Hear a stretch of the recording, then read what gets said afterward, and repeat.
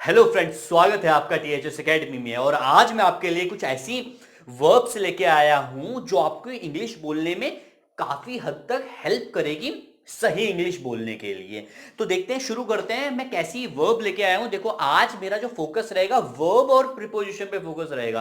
मतलब एक ऐसी वर्ब जो प्रीपोजिशन के साथ नहीं आती भाई, मतलब उसके बाद प्रीपोजिशन लगाते ही नहीं। और हम जैसे बहुत सारे लोग जो वो प्रीपोजिशन लगाते हैं उन वर्ब्स के साथ। तो आज मैं आपको बताने जा रहा हूं कि क्या एग्जैक्ट है। तो देखो यार, एक्चुअली क्या होता है, बहुत सारी वर्ब ऐसी होती है जिसके बाद प्रीपोजिशन नहीं लगाना होता है, बट हम लोग क्या करते हैं, उसके बाद प्रीपोजिशन लगा देते हैं। वो अब से हम नहीं लगाएंगे इस टॉपिक को पढ़ने के बाद, ठीक है। अब देखो, जितना भी मैं आपको पढ़ा रहा हूं आपको बस याद रखना है। क्या याद रखना है? जितने भी वर्ब्स मैंने पढ़ा रहा हूं बस उसको धीरे धीरे धीरे करके याद कर लेना है। अगर आपको याद नहीं हो रही है तो आप उसके बाद दोबारा, मतलब दोबारा भी प्रैक्टिस कर सकते हैं। दोबारा इस वीडियो को दोबारा मतलब बैक करके देखिएगा। तो शुरू करते हैं। पहला वर्ड हम देख लेते हैं। पहला जो एग्जाम्पल है वो एग्जाम्पल है ऑर्डर। देखो, ऑर्डर एक ऐसी वर्ब है जिसका कभी भी प्रीपोजिशन नहीं आती है। देखो, हमने यहां पे क्या लिखा है, I ordered for a pizza. हम हर बार ऐसे ही यूज करते हैं। क्या यूज करते हैं? I ordered for a pizza. But ये सरासर गलत है। तो बिल्कुल एग्जैक्ट सही क्या होगा? आई ordered a pizza, not for a pizza. अक्सर हम फॉर लगा ही देते हैं। तो आपको आज से ये गलती नहीं करनी। तो अब आप क्या बोलोगे? I ordered a pizza, I ordered chow mein. मतलब कुछ भी अगर आप मैं बात कर रहा हूं, जैसे आई ऑर्डर्ड सेलफोन, ठीक है ना, जैसे फ्लिपकार्ट से मैंने ऑर्डर किया तो आई ऑर्डर्ड सेलफोन, बस, ठीक है। तो आपको फॉर नहीं लगाना है। दूसरी प्रिपोजिशन आ जाती है, वो हम अक्सर गलती कर देते हैं। देखो, ये जो आज का जो टॉपिक है वो सभी के लिए, चाहे वो स्पोकन के लिए है और चाहे वो ग्रामर वालों के लिए। ग्रामर वाले भी देख रहे हैं तो आप कोशिश करेगा कि गौर से देखेगा कि आपके भी एग्जाम में इसमें से भी बहुत सारी प्रिपोजिशन आ सकती है। तो दूसरा देखते हैं। तो दूसरा क्या है? रीच्ड। रीच्ड के साथ कभी भी क्या प्रिपोजिशन नहीं आएगी। जैसे बहुत सारे लोग बोल देते हैं आई रीच्ड एट होम, मतलब मैं घर पहुंच गया। तो ये गलत है बिल्कुल। तो हम क्या लगाएंगे? I reached home. तो यहाँ पे एट ये भी गड़बड़ है। तो सही क्या है? I reached home. देखो, मैं अभी आप धीरे धीरे पढ़ रहे हैं, मैं लास्ट में आपसे सेंटेंस पूछूंगा और बोलूंगा कि कमेंट करो, जितना आपने पढ़ लिया कमेंट करो कि कितना याद है। या मैं बहुत सारे सेंटेंस दूंगा, उसको आपको ट्रांसलेट करने पड़ेंगे। तो इसलिए आप पूरा ध्यान से पढ़िएगा। देखो, अब तीसरा सेंटेंस देखते हैं। पाक always attacks on India. Attack भी एक ऐसी वर्ब है जिसके बाद प्रिपोजिशन कोई सी भी नहीं आती, चाहे वो ऑन चाहे वो कुछ भी प्रिपोजिशन है नहीं आती। तो क्या आएगा? पाक always attacks India every few year. मतलब हर कुछ सालों में पाकिस्तान अटैक करता रहता है इंडिया पे। तुमने देखा होगा कि मतलब एलओसी पे मतलब गोलियां चलती रहती हैं। तो वो इसी के कारनामे है। आगे हम बढ़ते हैं। एक और देखो, ये क्या है? She could resist. देखें जरा, रेसिस्ट जो भी हार्ड वर्ड होगा वो मैंने यहां पे लिखा है और यहां पे उनकी हिंदी भी लिखी है। तो कैसे बोलेंगे? She could resist. रेसिस्ट का मतलब होता है रोकना, ठीक है ना। She could resist telling us what she had heard। मतलब वो रोक नहीं पाई अपने आप को हमको बताने से कि उसने क्या सुना। समझ में आ रहा है ना? अब देखो जरा, कोशिश करना। रेसिस्ट पे एक ऐसी वर्ड है जिसके साथ वर्ब नहीं है, सॉरी प्रीपोजिशन नहीं आती, तो यहां पे भी टू कट जाएगा। अभी तक आपने कितनी समझ ली है? ऑर्डर, रीच, अटैक और रेसिस्ट, चार। अब धीरे धीरे आप धीरे धीरे रिमेंबर भी करते रहना, रिकॉल भी होता रहेगा, ठीक है ना। नेक्स्ट है पिकअप। बहुत सारे लोग पिकअप का यूज करते हैं। देखो यार, एक्चुअली पिकअप, पिक एक ऐसी वर्ब है, अगर हम इसको वर्ब के तौर पे यूज कर रहे हैं, कोशिश करें। अगर हम इसको किसके तौर पे यूज कर रहे हैं, थोड़ा सा वेट करिएगा। हाँ, तो अगर अगर हम इसको वर्ब के तौर पे यूज कर रहे हैं तो कभी भी इसके साथ कोई भी प्रीपोजिशन नहीं आती है। बट बहुत सारे लोग बोल रहे होंगे कि सर हमने तो सुना है pickup. Yes, definitely pick up, pick on, pick off, ये सारी चीज होती है, बट जब ये फ्रेज के तौर पे यूज होता है। बट अगर सिर्फ वर्ब के तौर पे यूज होता है, जिस पिक का जिसका मतलब होता है चुनना, अगर इसका मतलब चुनना है तो इसमें कभी भी अप वर्ड यूज नहीं होगा, मतलब कोई सी भी प्रिपोजिशन यूज नहीं होगी। तो कहेगा पिक अ नंबर बिटवीन 1 और 9, मतलब इनमें से एक नंबर चुन लो भाई। मतलब पिक मतलब चुनना। जैसे have you picked up a name for your baby. जैसे एक्चुअली क्या होता है, जब बच्चा जन्म लेता है तो उसके बाद उसका नामकरण होता है। तो हमारे हमें हमें हमारे पास ना बहुत सारे नाम की लिस्ट होती है। तो हम उनमें उसमें से चुनते हैं हर बार। तो जब भी चुनने का सेंस आएगा तो पिकअप तो कभी यूज ही नहीं हो सकता। मैंने अभी आपको बताया। तो गलती कहाँ है यहाँ पे? अप में। तो यहाँ पे क्या हो जाएगा? Have you picked a name for your baby. ये बिल्कुल सही है अब, ठीक है। अब आगे हम बात करते हैं, a feeling of great sadness पोविट्स।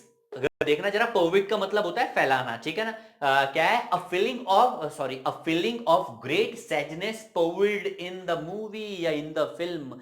मतलब जो फिल्म है उसमें या वो किस फीलिंग से भरी है, मतलब उस फिल्म में सब हर बार क्या है, सैडनेस से भरी है वो पूरी फिल्म।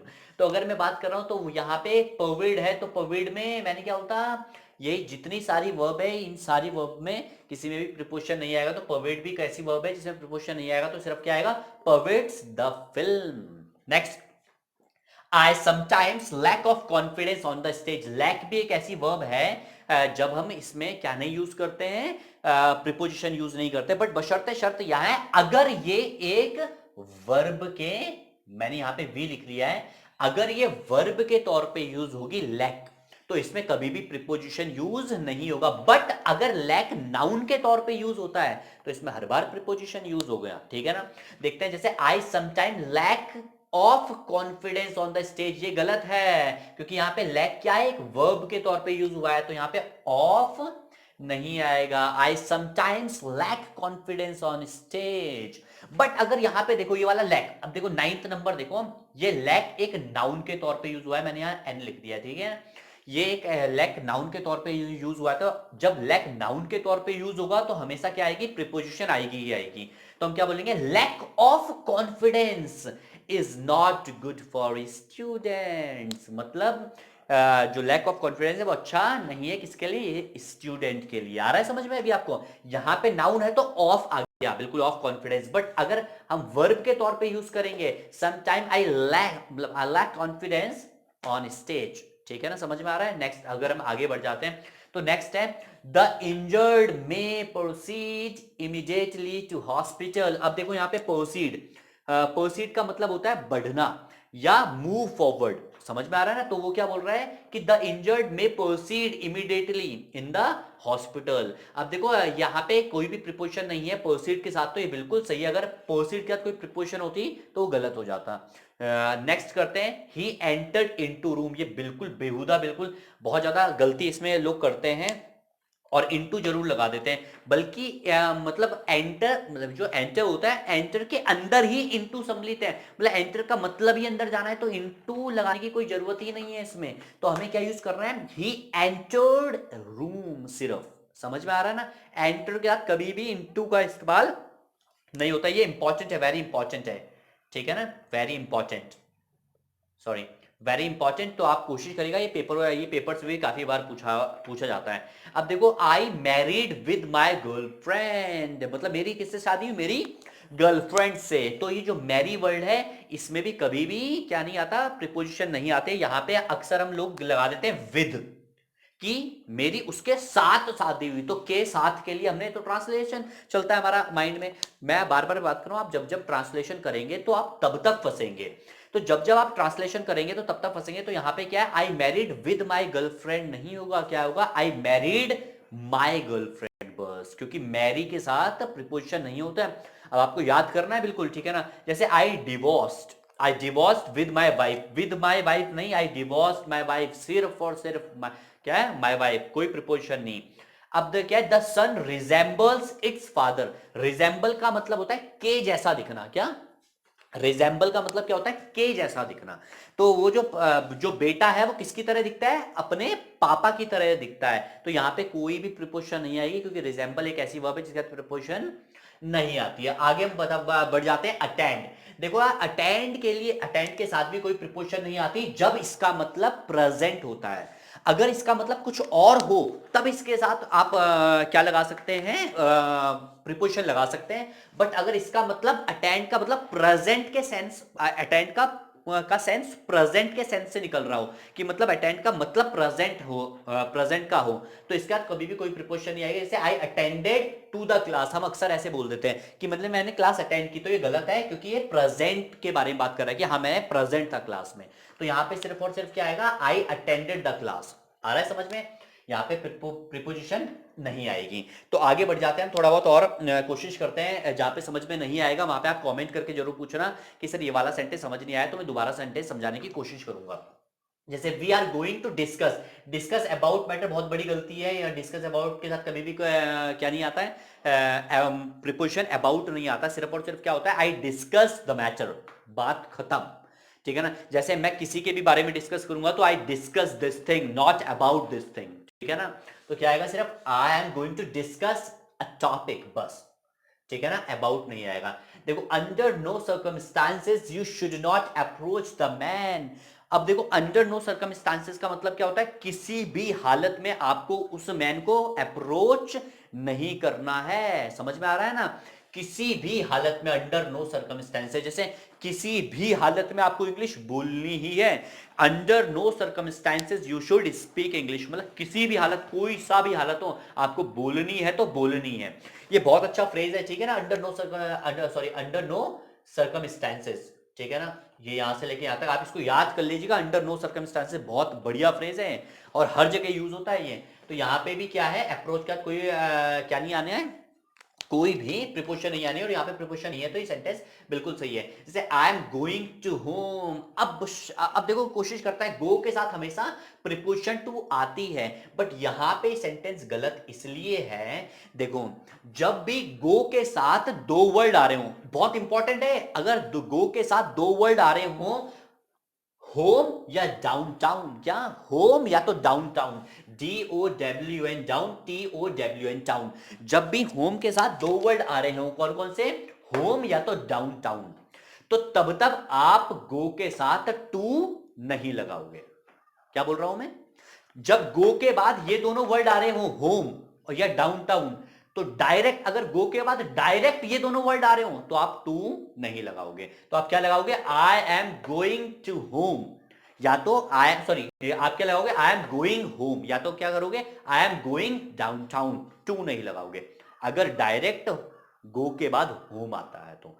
इतना समझ में आ रहा है समझ में आपके, कहीं कहीं पे लगाया जा सकता है, बट कौन से सिचुएशन में लगाया जा सकता है टू, अगर आपको जानना है तो आप कमेंट जरूर करें, एक शॉर्ट वीडियो में जरूर बताऊंगा कि होम के साथ टू कब आता है, या गो के बाद जब होम आता है तो उसका टू कब आता है, अगर आपको जानना है तो आप कमेंट जरूर करें। नेक्स्ट करते हैं, I will call to you, call के साथ नहीं लगाते हैं, सिर्फ क्या बोलते हैं, क्या बोलेंगे हम, बिल्कुल, आई विल कॉल यू, यहां पे भी टू कट जाएगा, ठीक है ना, आई will call you tomorrow, simple सा है, इसमें कुछ भी गणित नहीं है, आपको कॉल के बाद लगानी ही नहीं है प्रीपोजिशन। नेक्स्ट है, he met to me, meet के साथ आपने सुना होगा कभी भी प्रीपोजिशन नहीं आती है, आपको सबको आपको ये वर्ड याद करने पड़ेंगे, ठीक है ना, सिंपल से, मीट की सेकंड फॉर्म होती है met, he met to me नहीं, he met me day before yesterday, day before yesterday हम बोलते हैं पिछला, मतलब परसों, कब, जो बीत गया वो परसों, ठीक है ना, बीता हुआ परसों, तो कैसे बोले, डे बिफोर यस्टरडे। अब जैसे बोले eye contact with him every day, गलत बिल्कुल, कॉन्टेक्ट के साथ भी क्या, कोई भी प्रीपोजिशन नहीं आती है, तो विद नहीं आएगा, सिर्फ क्या आएगा, eye contact him every day. चलो आगे बढ़ते हैं, अभी हमारे पे एक और लास्ट बचा हुआ है, उसके बाद हम आगे की बात करेंगे, तो देखते हैं, तो यहां पे हम क्या बात कर रहे हैं, ही एंसर्ड टू मी इमीडिएटली, क्या है, ही एंसर्ड टू मी, अब एंसर्ड के बाद कभी भी टू नहीं आता, सिर्फ आंसर इज एंसर्ड, मतलब इसका कोई प्रीपोजिशन नहीं आएगी, तो क्या आएगा, ही एंसर्ड टू मी नहीं, ही एंसर्ड मी इमीडिएटली, ही एंसर्ड, बस, ठीक है ना, मतलब इसके बाद कोई सा भी आपको प्रीपोजिशन नहीं लगानी, तो कैसे आएगा, ही एंसर्ड मी इमीडिएटली, बस।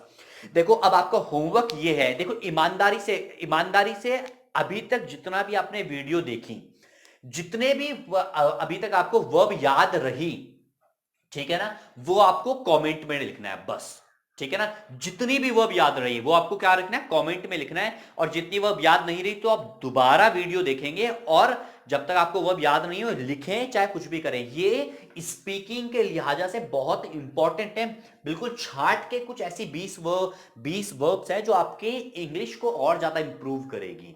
तो चलते हैं, मुलाकात करेंगे फिर हम आपसे अगली नेक्स्ट वीडियो में, तब तक के लिए tata bye bye and have a great and good day. मेरा प्यारा भाई बहनों, चैनल तो सब्सक्राइब जरूर करें, हमारा हर एक वीडियो तो लाइक कमेंट और शेयर भी करें, और वे सके तो ये वीडियो तो अपना दगड़ियों भाई बहनों और बुए बाबू दगड़ी भी शेयर करें, जिससे वही को नॉलेज भी बढ़ जाओ, और घंटी बजाओ ना बिसरे भाई।